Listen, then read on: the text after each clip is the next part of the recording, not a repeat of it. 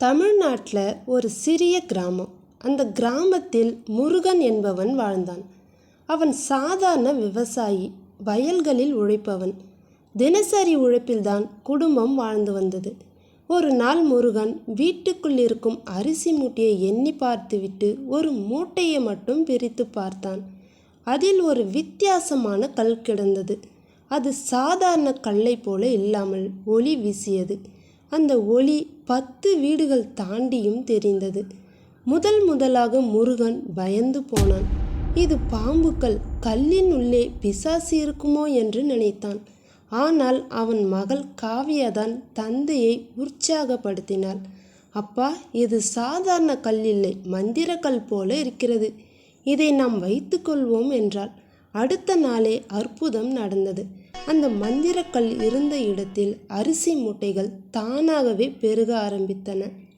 ஒரு மூட்டை இருந்த இடத்தில் காலை எழுந்ததும் 3 மூட்டைகள் இருந்தன. பசியால் தவித்த கிராம மக்கள் அனைவருக்கும் முருகன் அரிசி கொடுக்க ஆரம்பித்தான்.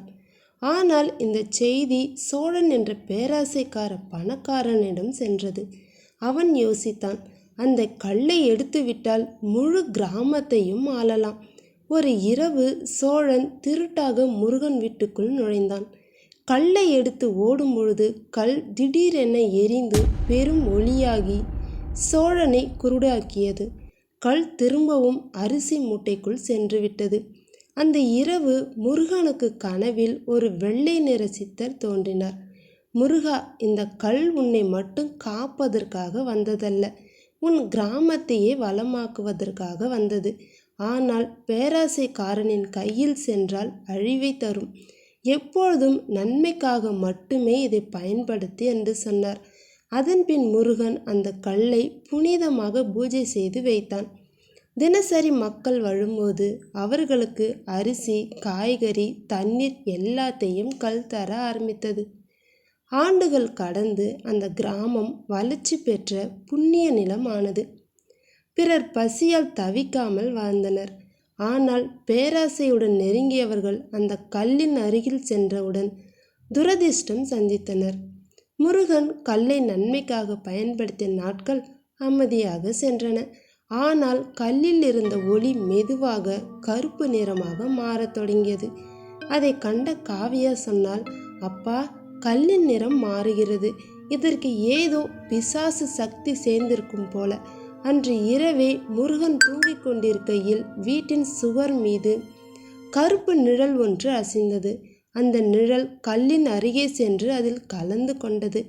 கல் திடீரென இருண்டு பயங்கர சத்தம் எழுப்பியது. அடுத்த நாள் முருகன் வீட்டில் உள்ள அரிசி மூட்டைகள் தானாகவே கிழிந்து சிவப்பு நிற அரிசி வெளியே வந்தது. அதை பார்த்த கிராம மக்கள் அதிர்ச்சி அடைந்தனர். ஒருவன் சற்று தைரியமாக அந்த அரிசியை தொட அவன் உடல் நடுங்கி விழுந்து இறந்து விட்டான். கிராமத்தில் பயம் பரவியது. அன்று இரவு முருகன் கனவில் மீண்டும் வெள்ளை நிற சித்தர் வந்தார். ஆனால் இம்முறை அவர் முகம் சோகமாக இருந்தது. முருகா, இந்த கல்லின் உள்ளே நன்மை மட்டும் இல்லை, தீய சக்தியும் உள்ளது. யாராவது பேராசைக்காக நினைத்தவுடன் அந்த தீய ஆவி உயிர் பெற்று விடும். இப்பொழுது அது விழித்து விட்டது என்று சொன்னார். முருகன் கேட்டான், அப்போ சித்தரே, எப்படி சாபத்தை தடுக்கலாம் என்று கேட்டான். இந்த கல்லை நீ சுடுகாட்டின் மையத்தில் உள்ள பேய் குளத்துக்கு எரிய வேண்டும். இல்லையெனில் அது கிராமம் எங்கும் இருக்கும் உயிர்களை விழுங்கும் என்று சொன்னார்.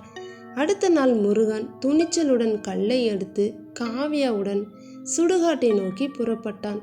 அந்த இரவு புயல் மின்னல் அடிக்க சுடுகாட்டில் பேய்களின் சிரிப்பு கேட்க தொடங்கியது.